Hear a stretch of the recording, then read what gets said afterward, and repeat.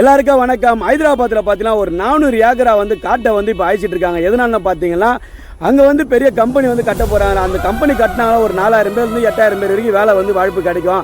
அதனால பார்த்தீங்கன்னா நான் வந்து டிஜிட்டல் இந்தியா நோக்கி போகிறேன்னு சொல்லிட்டு பார்த்தீங்கன்னா அந்த மாநிலம் வந்து பார்த்தீங்கன்னா அந்த நோக்கம் வந்து எடுத்திருக்காங்க. அது நினைக்க சொல்ல மனசில் மிகப்பெரிய வருத்தமாகுது. எதனால பார்த்தீங்கன்னா அங்கே உள்ள மிருகங்கள், அங்கே உள்ள பார்த்தீங்கன்னா விலங்குகள், அங்கே உள்ள பார்த்தீங்கன்னா பறவைகள், அங்கே உள்ள மரங்கள்லாம் வந்து அவ்வளோத்தையும் வெட்டி சாய்ச்சிட்டாங்கன்னா அந்த மிருகங்களை அந்த பறவைகள் எல்லாம் எங்கெங்க போவோம்?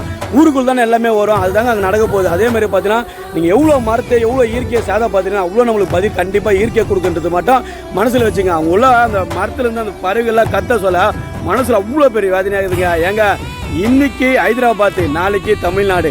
கண்டிப்பாக சொல்கிறேன், எல்லா காட்டையும் எல்லா மரங்களையும் எல்லா விலங்குகளையும் காப்பாற்ற வேணும். ஸோ இதே நிலைமை தமிழ்நாட்டுக்கு ஒரு சொத்து மட்டும் மறக்காமல் நினச்சிக்கங்க. ஏன்னா இங்கே தமிழ்நாடும் டிஜிட்டல் இந்தியா நோக்கி தானே போயிட்டுருக்கு. அதனால தாங்க நான் சொல்கிறேன், உண்மையாக இல்லைன்னு சொல்லிட்டு கமெண்ட் பண்ணுங்கள், எல்லாருமே தெரிஞ்சுக்குவாங்க.